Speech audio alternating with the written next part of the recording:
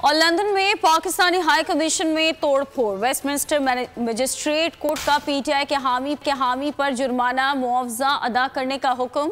आमिर वसीम चौधरी ने chairman PTI की गिरफ्तारी के बाद कमीशन में तोड़फोड़ की थी। हाई कमीशन ने 18 मई की शाम पुलिस को शिकायत दर्ज कराई थी। आमिर वसीम पर क्रिमिनल डैमेज की दफात लगाई गई थी। आमिर वसीम ने पहले अदालत में जुर्म कबूल करने से इनकार किया था। शवाहिद पेश किए जाने पर आमिर वसीम ने जुर्म कबूल कर लिया। पुलिस ने 18 मई के शाम आमिर वसीम को हिरासत में लिया मगर जमानत पर रिहा कर दिया। पीटीआई हामी आमिर वसीम पाकिस्तान हाई कमीशन को नुकसान का मुआवजा अदा करेंगे।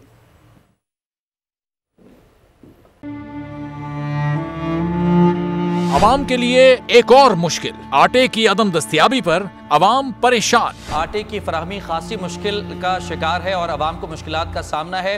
शदीद गर्मी में यूटिलिटी स्टोर्स के बाहर लंबी लंबी कतारें। घर में आटा नहीं है, घर वाले जो है ना हम लोग तंदूर के आटा लेके रोटी लेके जो है ना उसी पे ही गुजारा कर रहे हैं। बोल ने निभाई सहाफती जिम्मेदारियां, पहुंचाई घर घर ये आवाज। यूटिलिटी स्टोर से सस्ते आटे का हुसूल शहरियों के लिए ख्वाब बन गया।